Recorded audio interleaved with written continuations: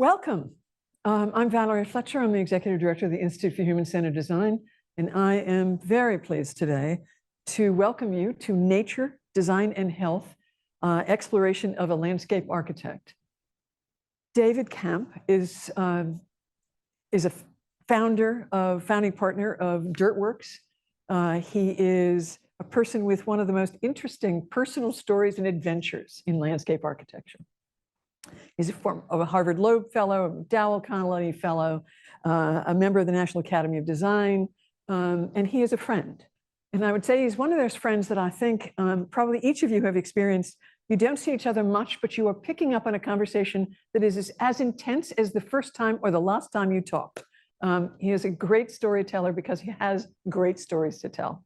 So I am thrilled that we are able to showcase that today by having David take the floor, and he'll be talking about his most recent book that is full of those great stories, and they're deeply personal stories, which I think is all part of why this is an important event.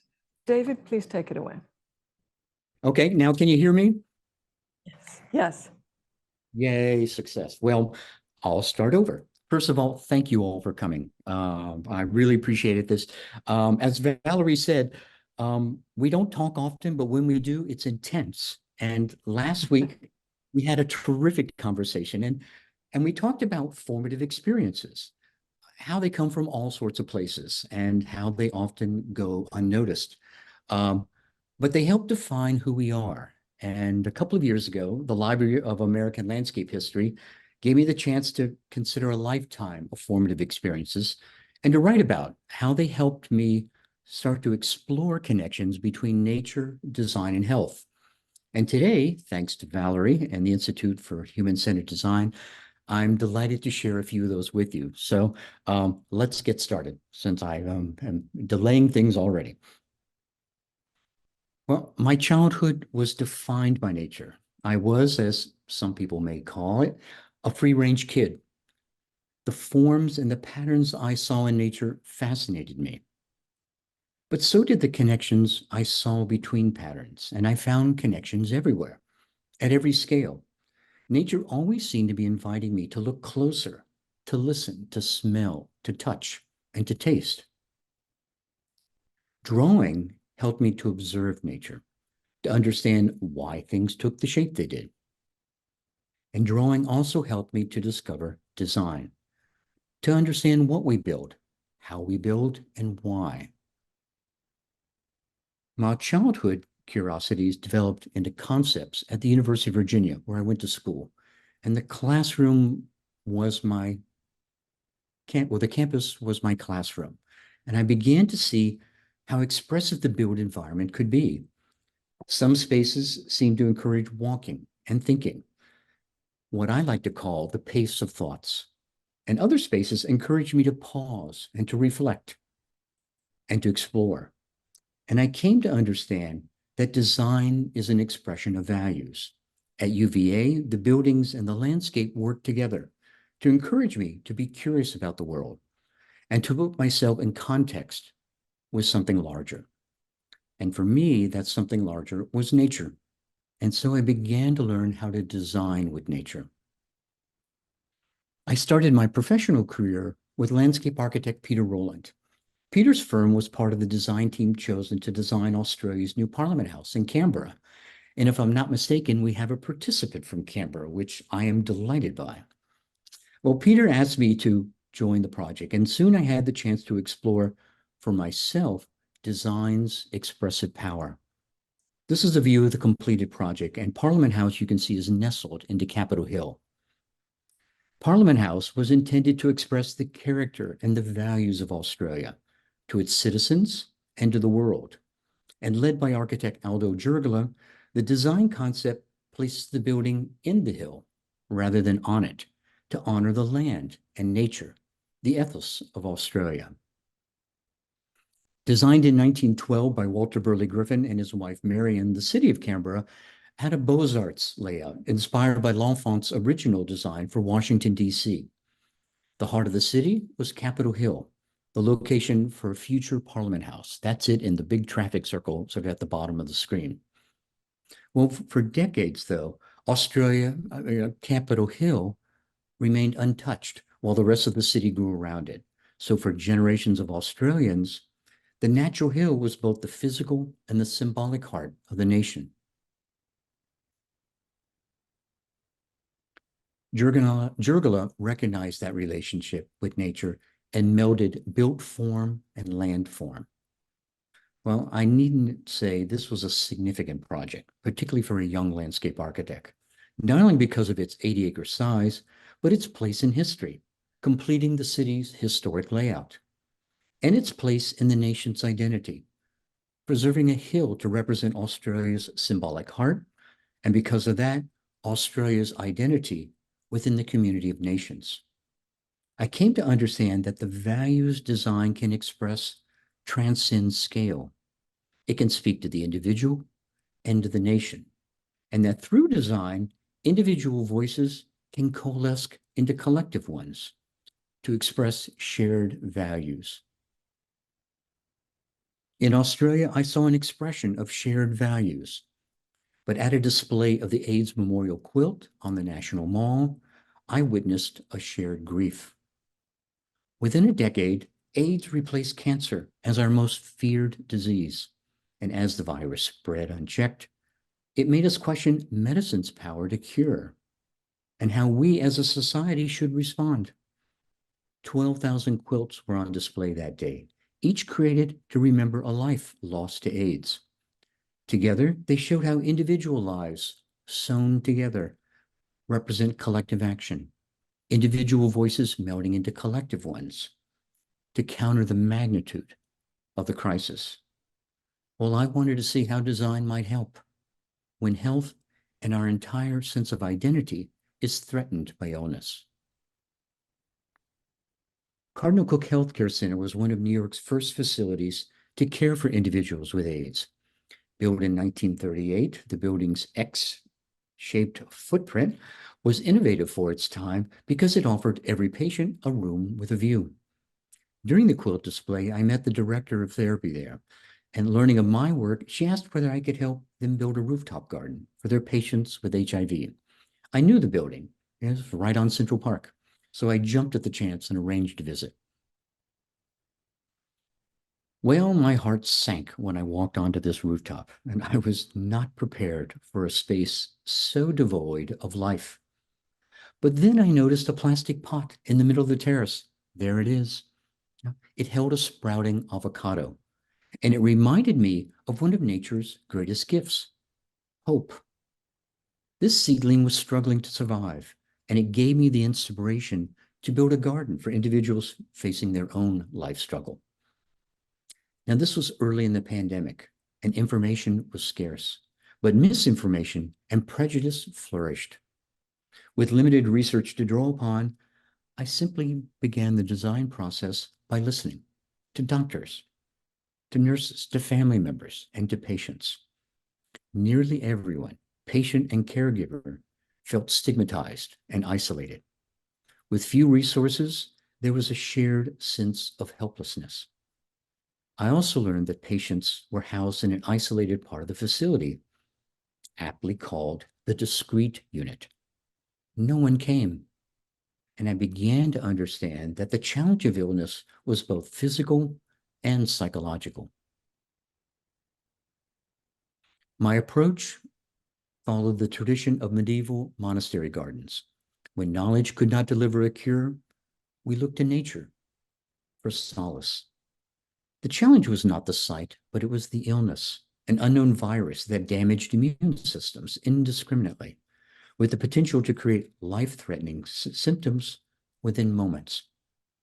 AIDS created an intensely personal sense of fear and vulnerability.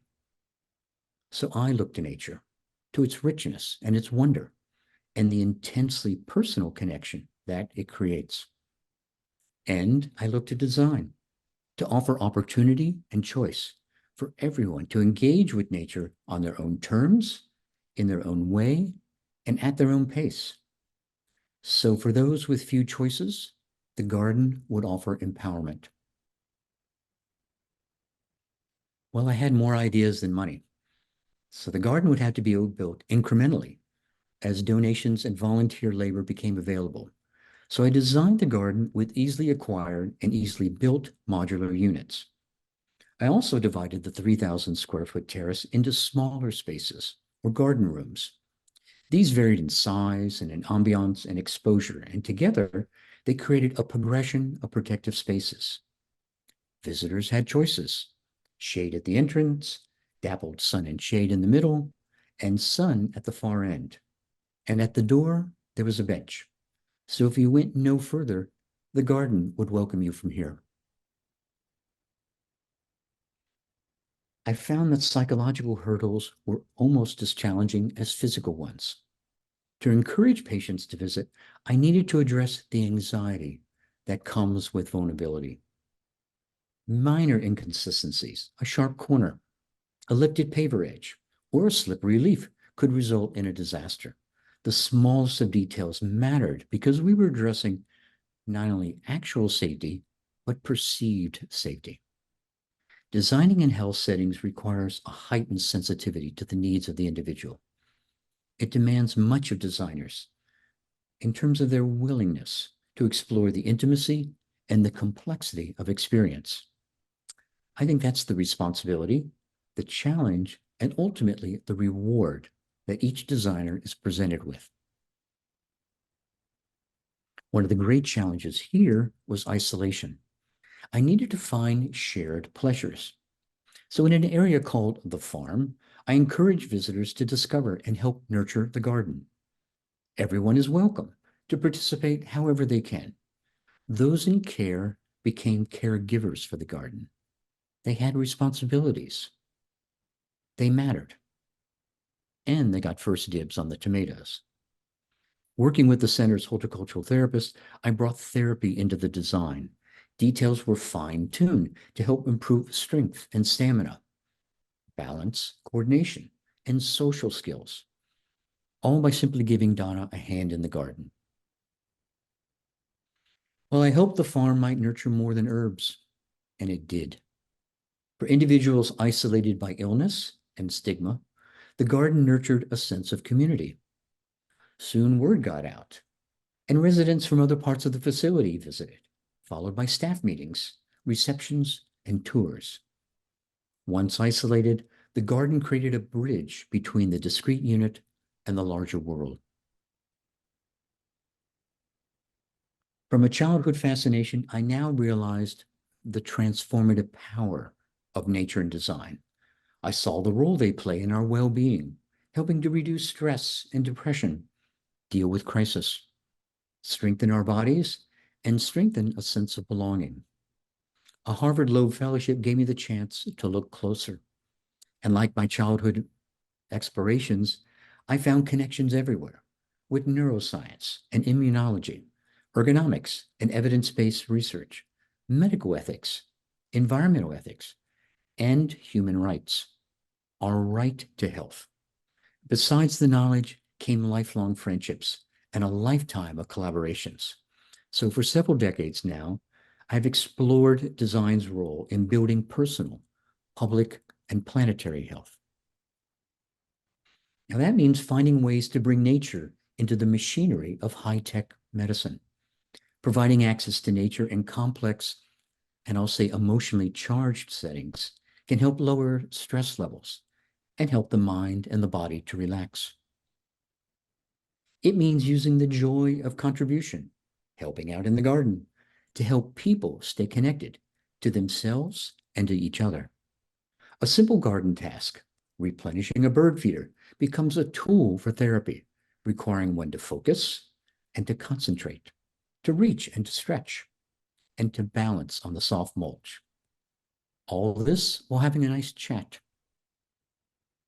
And weaving nature into busy urban spaces, such as Rockefeller Center Channel Garden, using plants and water to create a place to pause, a place away, if for only a moment. Nature can be the balm to our busy lives, and everyday connection to nature can help us make healthy choices.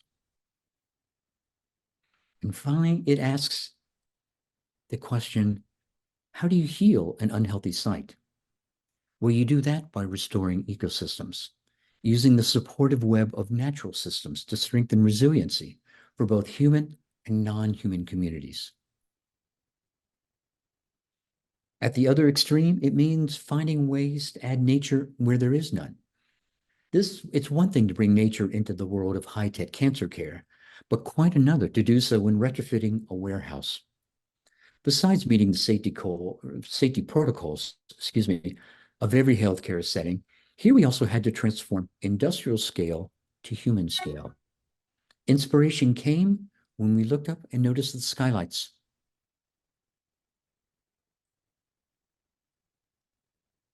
Besides lifting the spirits of patients and staff, daylight could help with wayfinding. Using skylights to highlight circulation routes meant we could bring nature deep inside this massive building. Sunlight and plants could serve as a guide along corridors and create welcoming destinations. In healthcare settings where safety is paramount, even simple amenities can require considerable effort. The challenge is magnified when that amenity is nature. Every decision, plant selection, light and moisture levels, soil composition, meant balancing contradicting considerations because the needs of patients and the needs of plants are not the same.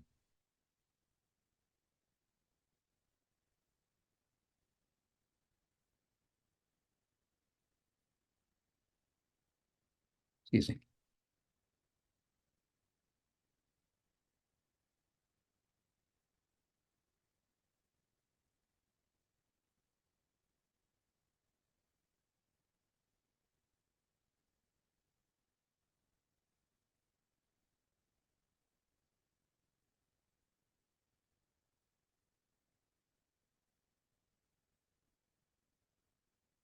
Pardon me for pausing here.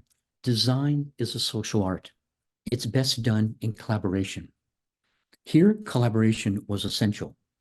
Working with specialists in disease control, the medical team, our design team of architects and engineers, I created a strategy that met the requirements needed for plants and the protection needed for patients.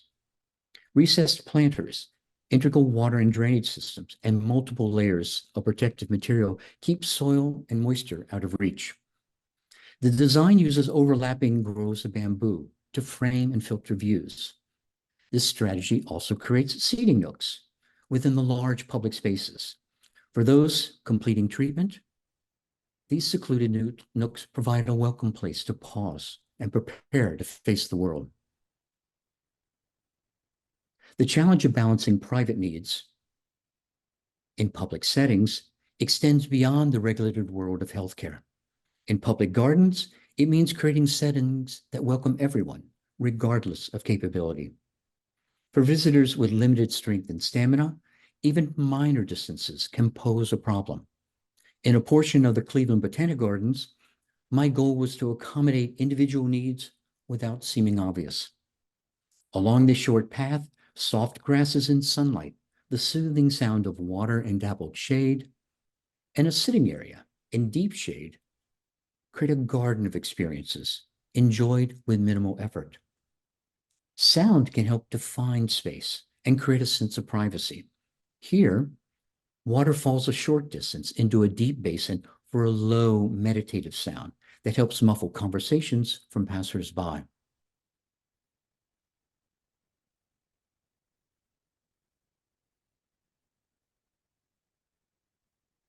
Pardon me, my machine seems to be freezing just a bit here. Over long distances, traversing even gentle slopes can pose a problem for those tire easily. Providing subtle places to pause can reduce the self-consciousness that often comes with frailty. Along this path, you can quietly catch your breath while admiring a view or a featured plant. No one needs to know. Overlooks provide another place to pause, make plans, and perhaps make new discoveries. This wooden handrail is wide and flat to provide a comfortable grasp for visitors with arthritis. But on the opposite side is a recessed metal strip containing a poem in Braille. For those who can read it, the poem is an unexpected gift. And for the rest of us who can't, perhaps it's a reminder of the many ways of seeing a garden. Steep terrain often creates an obstacle, but sometimes it creates an opportunity. Here, a retaining wall uses grade change to create two distinct garden spaces. One space is a serene setting for contemplation, but this simple ambiance holds a hidden meaning. It's also a place for therapy. The lawn uses a type of grass called supine bluegrass. Well, this variety has a dense root system, able to hold the weight of individuals in wheelchairs. Rolled onto the lawn, a therapist takes off their shoes and encourages them to run their toes through the grass. Sure, it hurts a bit, but their toes are getting tickled and their legs are getting exercise. The other side of the retaining wall is filled with interesting things to touch, to smell, to hear, to see along its length. And like the pathway above, it creates a garden within a garden. But here the sounds are different. Thin rivulets of water fall a long distance into a shallow basin. The result is a bright sound that muffles the noise of nearby traffic. Not just sight, but all the senses can guide us in a garden. While the retaining wall, within the retaining wall, there's something called a water wall, where the water trickles down the face inside of a recessed nook. Moisture from the water is retained in the air by the canopy of a nearby sourwood tree. And for a few weeks midsummer, the tree's fragrant blossoms create another landmark, another destination.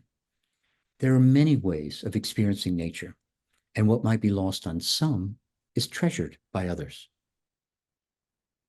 Working with the garden's horticultural therapist, we strategically placed all the features of the plant, all the features in the wall. Some are easy to access, but many require visitors to reach, to bend, and to stretch, to exercise the body while engaging the senses. The gardening tasks are a terrific tool for therapy, but they can often be strenuous, frustrating, and embarrassing. Immersed in nature, places for therapy can offer an engaging and an encouraging setting.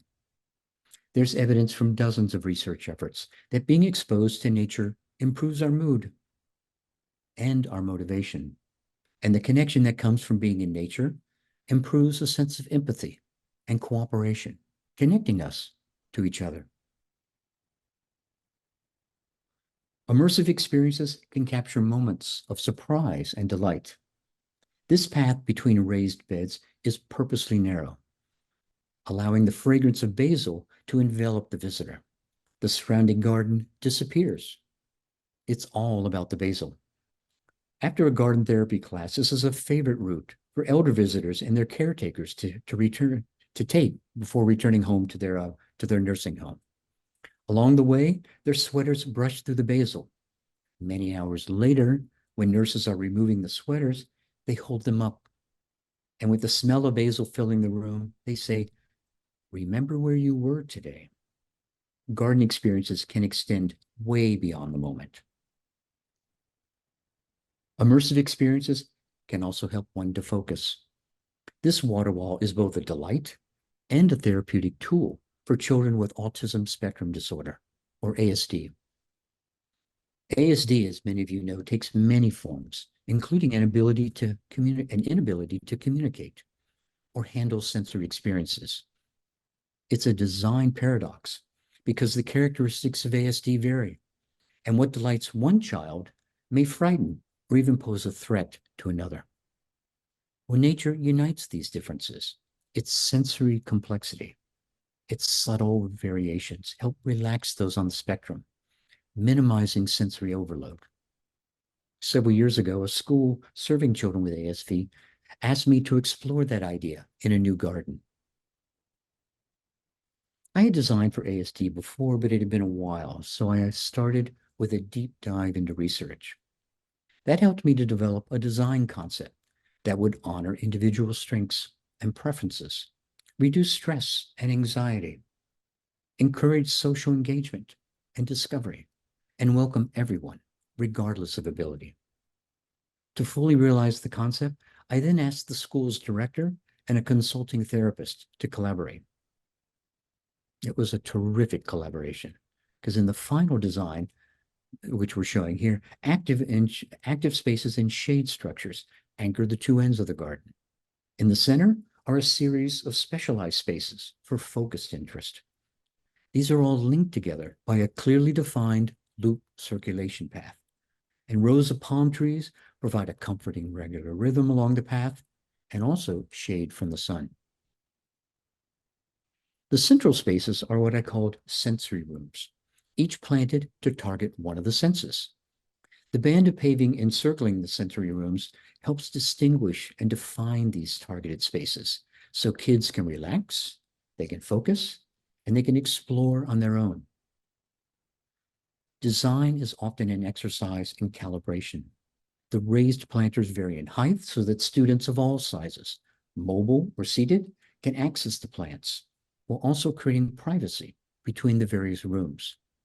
Pathway widths were fine-tuned to welcome, but not intimidate young visitors. And to encourage exploration and reduce the potential for accidents, sharp corners were replaced with continuous curves. Plants needed to be engaging, tough, and safe. Selection was a Herculean challenge. Everything had to be vetted for toxic qualities and also other safety concerns, then coordinated with a sustainable maintenance program. Sensory abilities had to be weighed against the ability to withstand the attention of curious, excited, and often obsessive students.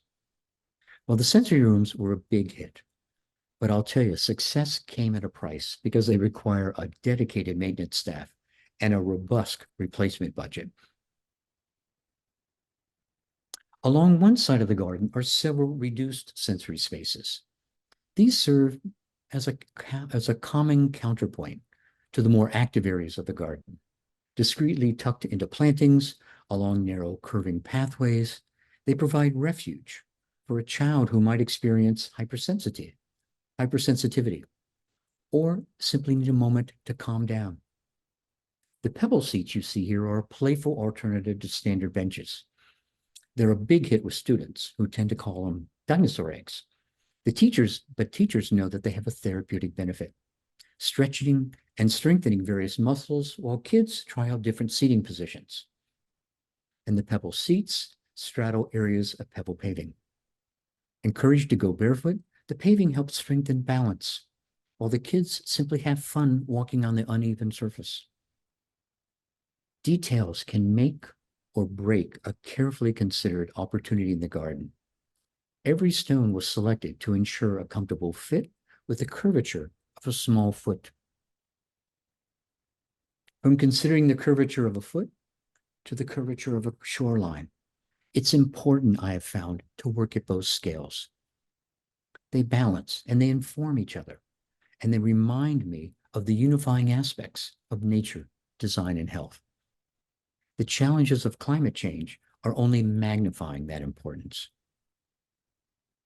This response to Hurricane Sandy rebuilds community, both natural and human.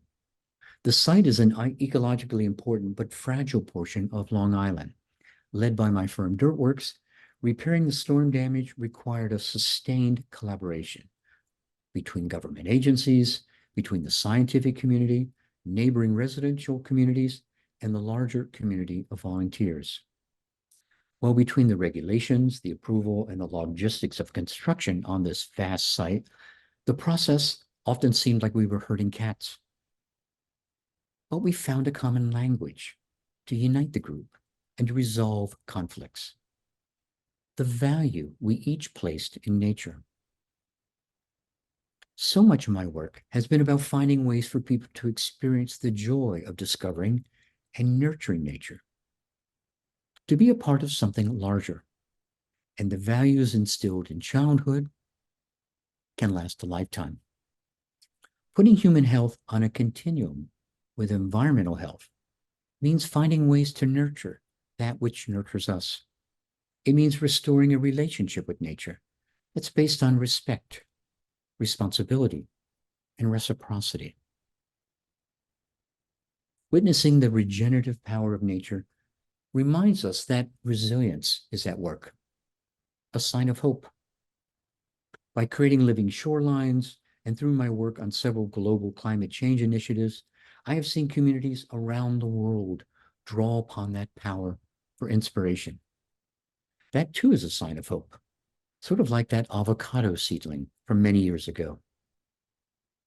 Whether it's using nature to bridge over the stigma of illness, or tickling your toes in the grass, checking a bird feeder, or discovering a poem by Auden hidden in a handrail, or admiring sunlight glistening on nets, protecting newly planted grass plugs. Hope also means discovering beauty in the process of restoring health. Thank you. It's been a pleasure to share these with you. Valerie, I'm going to turn it back over to you.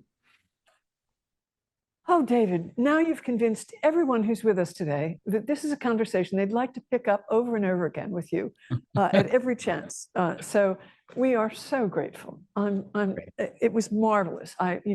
We've gone over this. I read it multiple times, and yet the delivery excited me all over again. Oh. So I'm really thrilled. We have questions in the chat. I want to just start with one, because sure. You have a wonderful array of clients.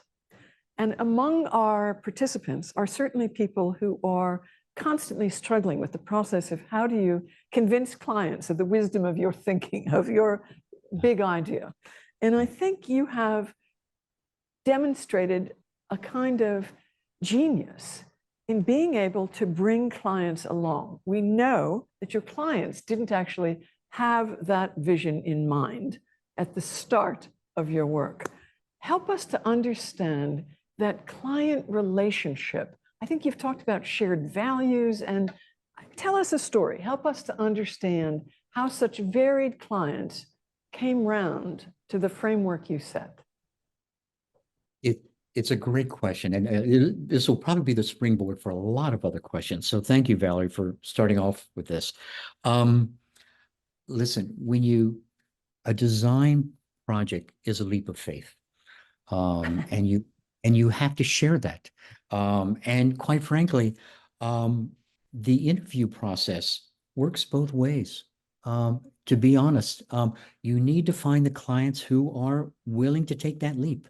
Listen, it's a huge investment, particularly, we're talking 25, 30 years ago, back when a lot of the research that we have now was not there to convince people that this really makes sense, on so many levels.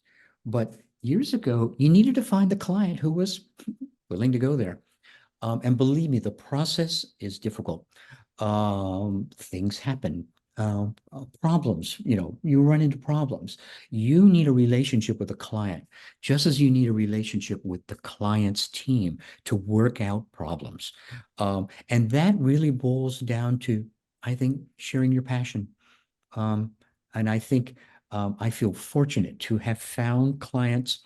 We were never a big firm. I never wanted to be a big firm, but I found the clients who wanted to take the journey, who wanted to explore this idea because they had a gut feeling that they needed to do something that they're not doing now. And not every client is there. So I really applaud the clients we've had because of that leap of faith. Does that sort of get us to a good point? Yes, it surely does. Yes. And I hope other people might have some questions. Sorry, forgive me. Is that better? Is that better?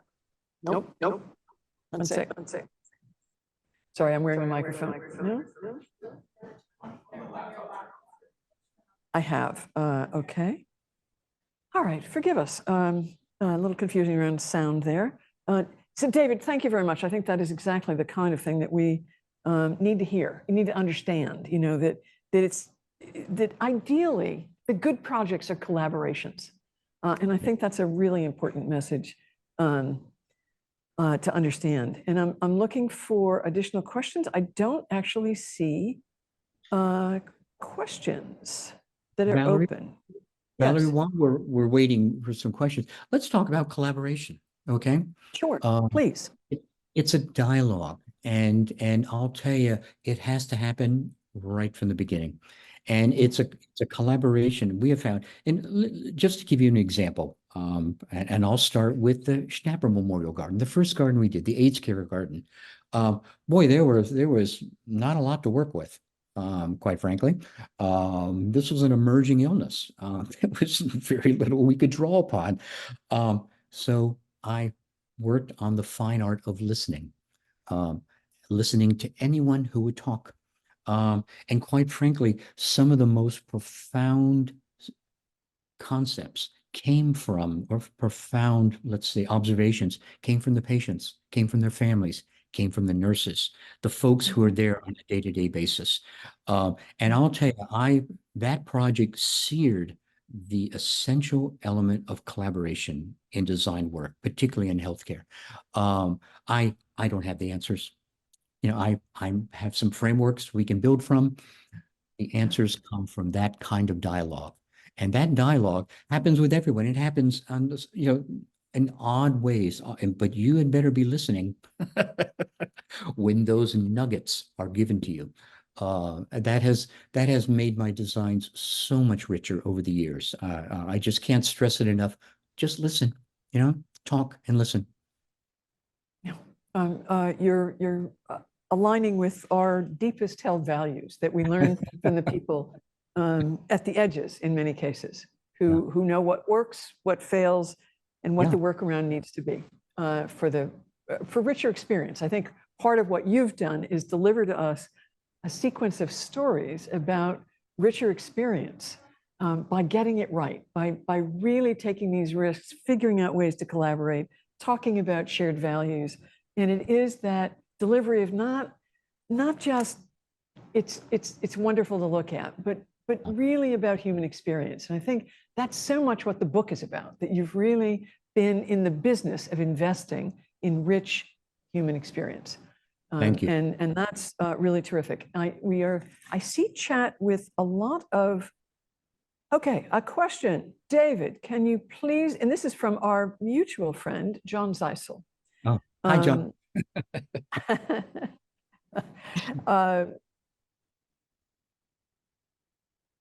Can you please explain how you link healing of the land, the users of a garden, or the designer, he or herself? Oh boy, John, you started off with a really profound question there. It's a process. I think coming to terms with ill health, coming to terms with what it means to be a part of something. The healing process I have found is something that is ongoing for everyone. I think how we apply that to ourselves is the foundation for understanding that that process is actually how we heal our communities. It's an ongoing process, and the same thing that applies to our environments. I touched upon the idea of reciprocity. There's been some wonderful people like Robin Wall Kimmerer who's written eloquently about that idea of nurturing that which nurtures us. And understanding that healing process, that idea of nurturing is ongoing. It's every day. It's something we have to do to ourselves. It's something we have to be mindful of and diligent in our communities, as well as in our larger environment. And I think people like Robin, who is, I think, trying to show how these ideas of nature and healing transcend scale, but also transcend culture, makes this a worldwide concept. It takes discipline. A garden takes discipline. A garden takes maintenance. I think the idea of healing does as well at any scale. This is a perfect segue into a question from one of our family members in Tokyo, Dr. Nat Hosono. And Nat wants to know about Japanese gardens. Yes. And about your experience in their effectiveness in delivering what we're talking about today. The idea of creating a place away is to me, a powerful concept. It's something that the Japanese gardens, there's many cultures, the Japanese garden, the Chinese gardens, they create what I think are places away. They're places for us to travel to pause, to allow us to see ourselves, perhaps in context. Um, Japanese gardens have been the springboard for a lot of the places away I've tried to create in healthcare settings. Not that I'm creating a Japanese garden, I'm creating the concept of a place away. Mhm. One of the slides that was of the cancer center, the groves of bamboo, those little seats that are sort of sitting between little rows of bamboo, those are little nooks. They're a place away. They're a place to pause, take stock, put myself in context with my illness, with my family, with my community, and with the larger world. And that to me is what I take away from the Japanese culture, is that beautiful idea of a place to travel to understand our place in the larger world. Thank you, David. I want to turn to another question from a respected friend and colleague who spent 40 years, it's Bob Simha, having been the planning and design steward for MIT for 40 years. Let me just, it's, how do we find, I'm having trouble just holding on to it here, one sec. My greatest challenge was to be able to find landscape designers who even came close to the creative role of planting and design to enrich our campus. A great property was to realize that the training of landscape architects was sadly not intended to deliver the kind of attention and process that you speak about. That is, I think we talk a lot around here about design education and about where we may be failing people to really give them what they need for great, meaningful careers. Talk to us about the training of landscape architects. And I know you've been involved in education episodically across your career. It's, I think one of the aspects of design is, it's a problem-solving practice, okay? And there is that component of solving problems. But I think the greater joy is understanding the kinds of spaces we create for people to experience. And they could be on a campus, it could be in a healthcare setting, it could be a residence up on a rooftop on a Manhattan, or in Colorado or whatever. I think the thing that I would like to see in education is a greater awareness of how spaces make us feel, a sensitivity to the tools that we have at our disposal to make us feel grand, to make us feel welcome, to make us feel confident, to make us feel nurtured.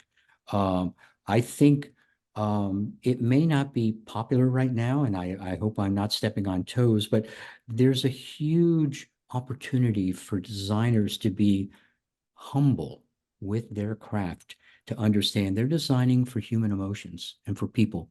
I use the word intimacy in design a lot. I don't know if it makes some people uncomfortable, but to me, it's the essence of what this work is about. You have to design for intimacy, for people to feel safe, comfortable, and relaxed in spaces, whether it's a campus, whether it's a hospital, whether it's a trail in the mountains, no matter where it is. So I would love, and I know this isn't really the question, but I'm going to run with this.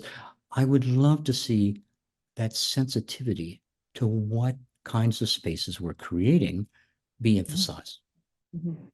Thank you, David. And I want to stress that what you're talking about is way beyond the oversimplistic dichotomy of function and form. So, yes, we need something that is about the impact of design on the human condition. Thank you. And I know you quoted earlier our mutual friend who is now passed at the University of California, Berkeley, that design is a social art. Yes. And I think that is much, it needs to really be kind of a broad logo in front of all of our design schools. Rebecca Trafton is asking, David, can you describe a challenge or several challenges that you faced and felt almost overwhelmed by? How did you and a client work through the challenge together? Oh gosh, Rebecca, a great question. I could spend an hour on this one. Um, Believe me, we had some real bloopers along the way. And I'll give you just a couple examples. One is the first and the first garden that we did, the garden for individuals with HIV. Boy, we were on a limb. I was going so much on my gut feeling. And this idea, and I talked about it, I think, in one of the slides, this progression of protective spaces. And the further out you go, the more exposed you are. So you've got choices. You can stay at the door and stay right there at the bench. You know, you go a little further and there's shade, and a little bit further there's sun and stuff like that. At the far end of this garden, and I didn't include this slide, and because I've had so much to cover, but at the far end of the garden, beyond the farm that I did show, is this little sitting area, and there's just a good old Agway watering can that pours water into a horse trough. Okay. And it was the idea that at the far end of the garden, we used that sound of the falling water to create a place away. It was my first idea of saying, golly, you know, how do you get out of the healthcare setting? I mean, how do you get out of the hospital? The staff used it more than the patients did. They needed a place away, but they would go back there, and the sound of the water was just enough that conversations and the sound of air conditioning equipment and all that sort of stuff could be muffled. The thing I didn't realize was how important it is to consider the sound of that water pouring out of the watering can. The sound I was creating was triggering the need to pee. And the last thing you needed to do was pee at the far end of the garden. So a bathroom might as well have been a bus stop away. I knew you were never going to make it. So, and the staff said, you know, we got a problem here. Never gave this a thought. So what I did was I changed the head of the watering can. So instead of pouring out to a nice sound, I poked little holes into it with a nail and a hammer. So it was the sound of a sheeting quality of water. It solved the problem. That was, again, the staff and I talked. We solved the problem. You know, I kept in touch with the staff on all these sorts of issues. And again, that garden, like the Canberra project, was so formative because it instilled in me so many of the values. One is stay in touch.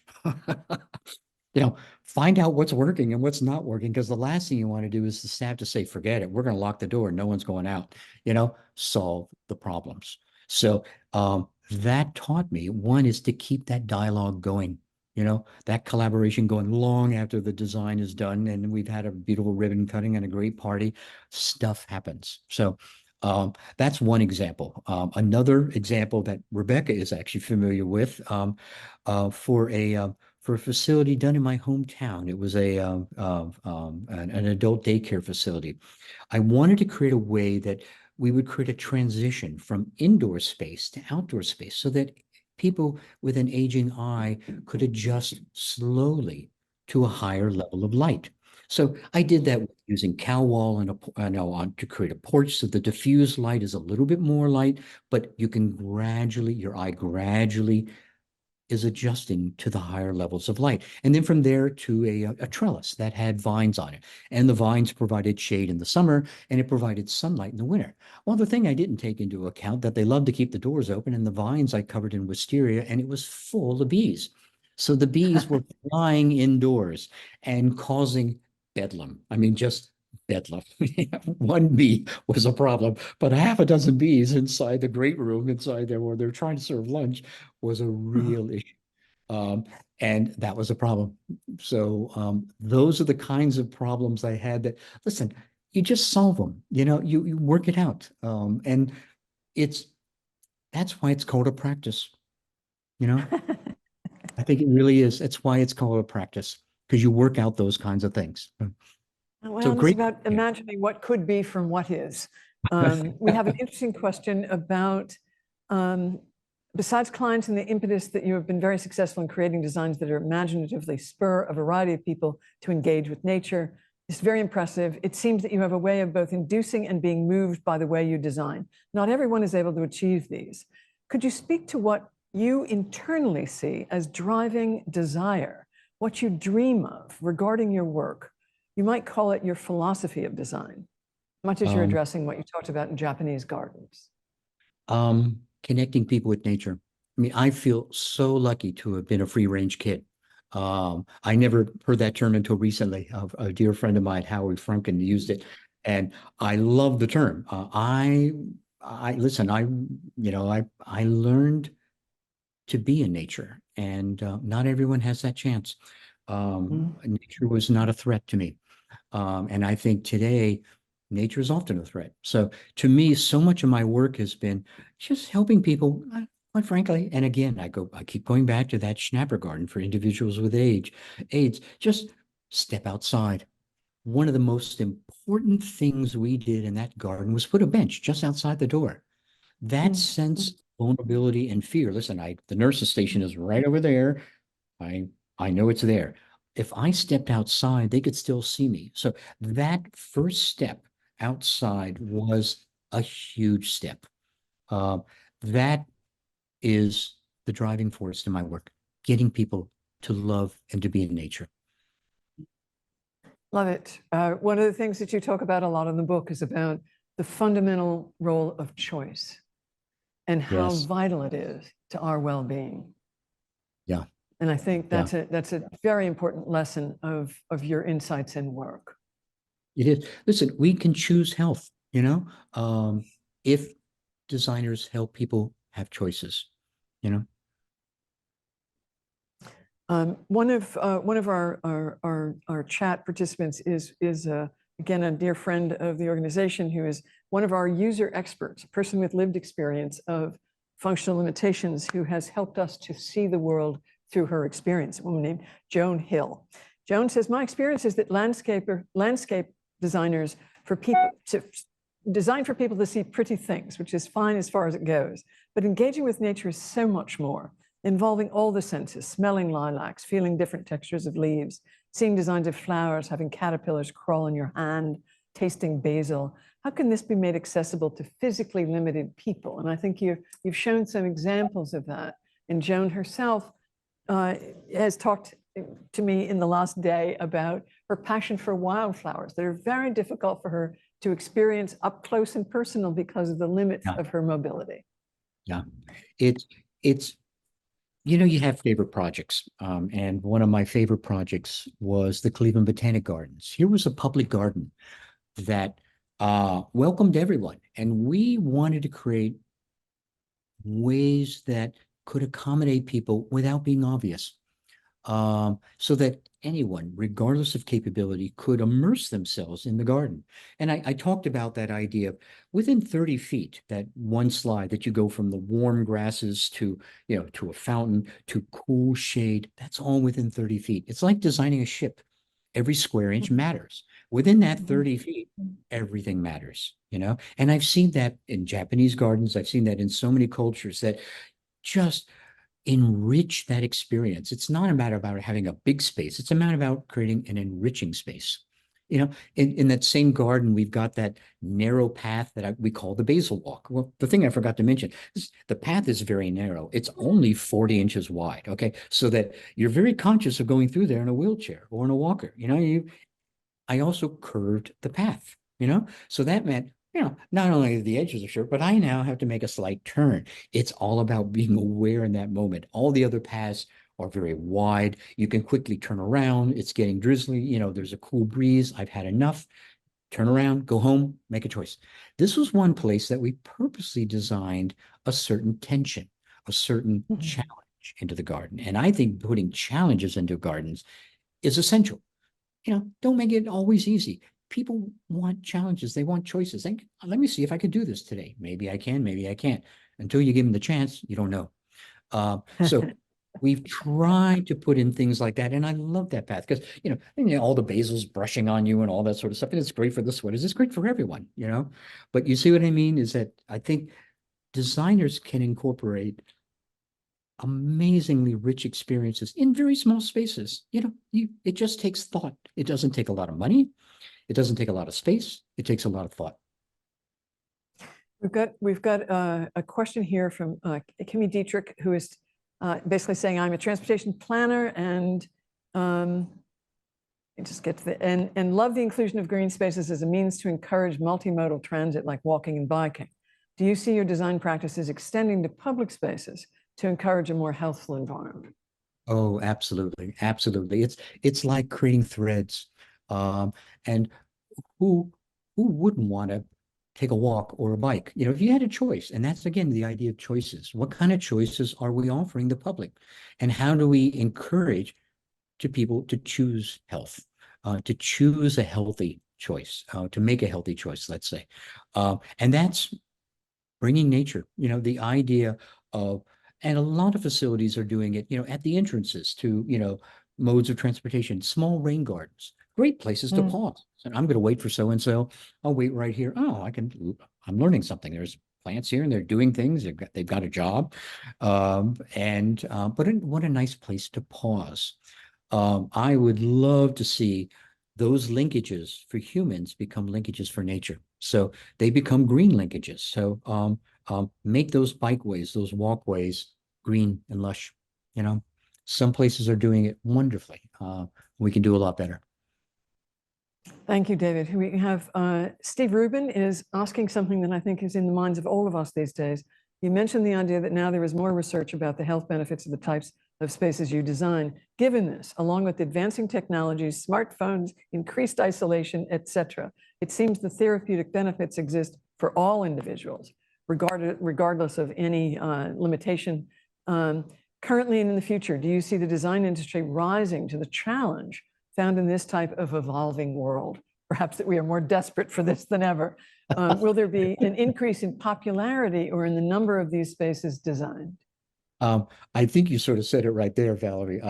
I hope, and I hope that as we extend ourselves into technology, it's like a yin and a yang. We balance that with an even deeper immersion into nature. The two need not be at polar opposites. I would hope that as we go down that path of, you know, it's sort of like, you know, a kid in a candy store with all these technological advances. Let us balance that with a deeper appreciation. And that's where I think Robin Wall Kimmerer's work now is so timely. We need to keep that connection to balance it, to balance ourselves. So technology has always been a challenge for me, as today it was just when we started. Uh, but but I have to say that I'm much energized by our experience of young people from all over the world yeah, looking at design as a vehicle for consequential impact on people's lives, and that they are hungry for an opportunity for something other than our world that exists in two dimensions. So there is energy and yeah, hope there. there is, and that's a beautiful way to put it, Valerie. You couldn't have. That's such a beautiful way to put it. Yeah. Um, one of the questions that has come back from somebody, you responded to a question earlier from her, and she wants to know how you measure success on a project. Success on a project. Is the garden being used? Is it evolving? Is it evolving to the needs today? Yeah, I'll use the Schnapper garden, the AIDS care garden. Listen, when that thing was built, but there was no research. There was no medical cocktails. There was no regimen. There was no protocol. I saw in the course of decades of that garden, it changed. You know, originally we worried about that tiny little threshold that you step over in the door. You know, that little threshold, it's like a waterproofing strip. You know, it just keeps the water out when the water's blowing in. For some people who shuffle their feet, they couldn't get over that threshold. That threshold is only a half an inch high. That was a problem for some people.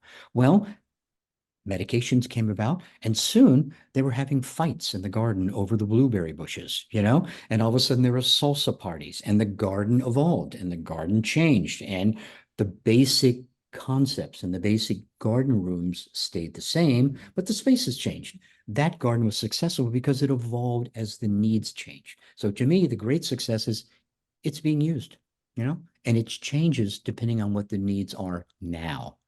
And that's tough. That's tough. Thank you, but wonderful answer. An interesting question here. Have you designed fear into your designs as raw nature might include?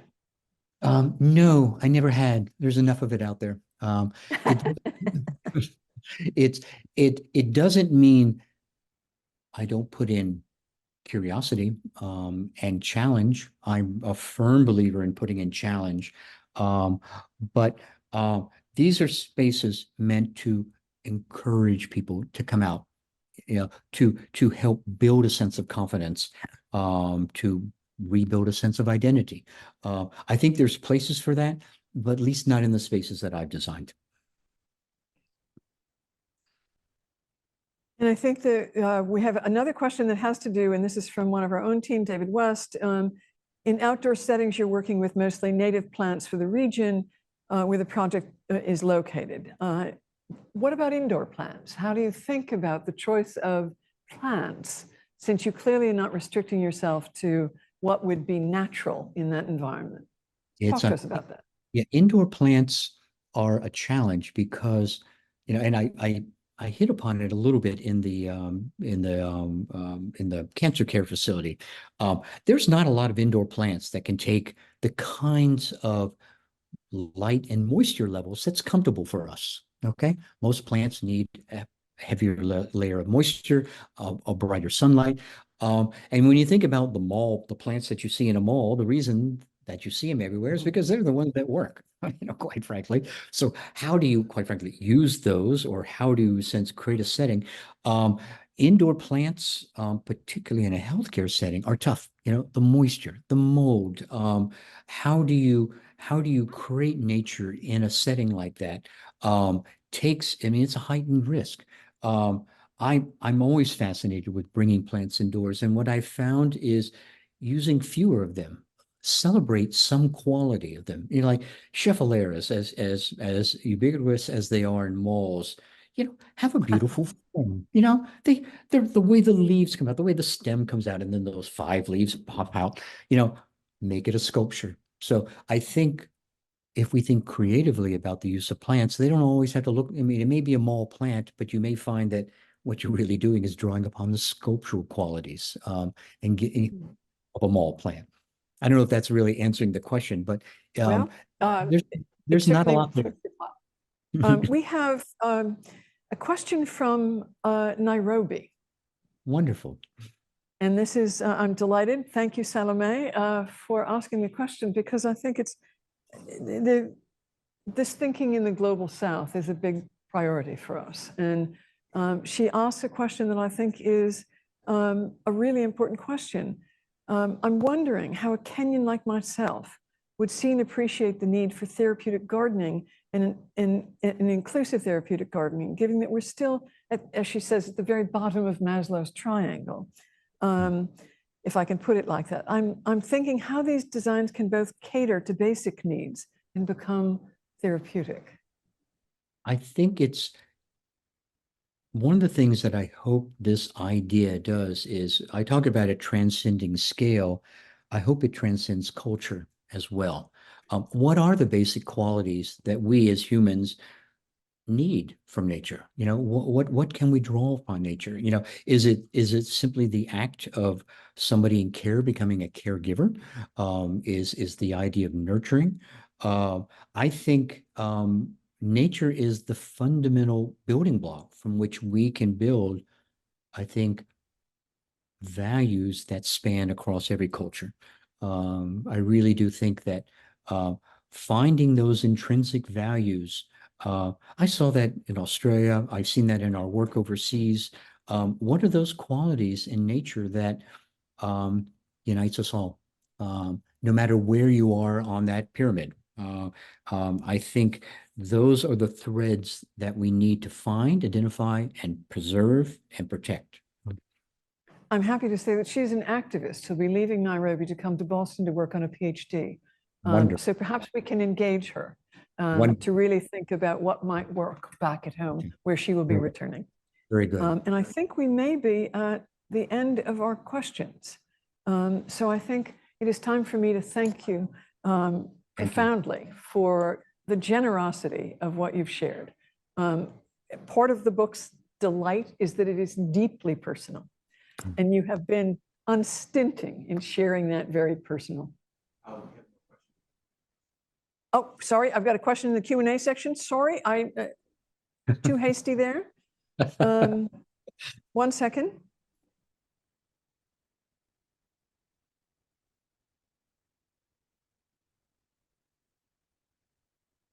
This is actually interesting. We have a question from Bob Simha.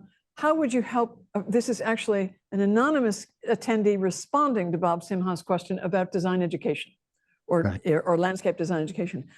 How would you help clients and decision makers learn how to find good people who have the capability to deliver quality design in spaces for health, education, and plans that are meaningful? How do you help, if you're not the guy anymore who's going to be the primary on a project, how do you help them think about the process of choosing right? It's find their values. If let's say I'm on the client, let's say I'm on the client side, and I have been advising some projects now, selecting designers. And by sitting on this side, I understand the dynamic of what the interview is like, but it's a two-way street. Just as I mentioned, I would be interviewing the client is interviewing me. From the client standpoint, I think what's really valuable, find their passions, see if they'll talk about their passions. And I think what I found, the clients that I really clicked with often asked me, what do you love about this work? Not what I'm capable of and our technical capabilities, and we've got staff to do this while this project is running. Those things that you got to know, and you need to know those sorts of nuts and bolts. Can they deliver? Do they know what they're talking about? I found the clients that I've liked and engaged with the most and have worked with often over the years on multiple projects are the ones that ask me, why do you do what you do? Find that passion. So if I was a client, I would try to break through the typical series of questions, find the passion, find what they love about the work. That's when you'll see the spark in their eyes, or you won't. And that may make a decision for you. Because I have found passion is what has driven all of our projects. Wise advice. I'm gonna let our last question be asked by Janice Kent, colleague and architect in Southern California. Do you have a palette you use in design to emit certain emotions? Do you seek a palette? Is it the same always, or is it different? Oh, it's always different. I haven't used that term palette before. I think, every site is different. Every client is different. Every, the needs of individuals are so diverse. I think if there's one thing, and it goes back to, I think what is the driving force, is connecting people to nature. That is the element, no matter how profound the challenge. And we have worked with some profound challenges over the years, both in terms of emotions and in terms of the physical aspects of a site, challenging budgets, challenging, medical conditions. It's where's that window of opportunity to connect with nature? Find it. We thank you, David.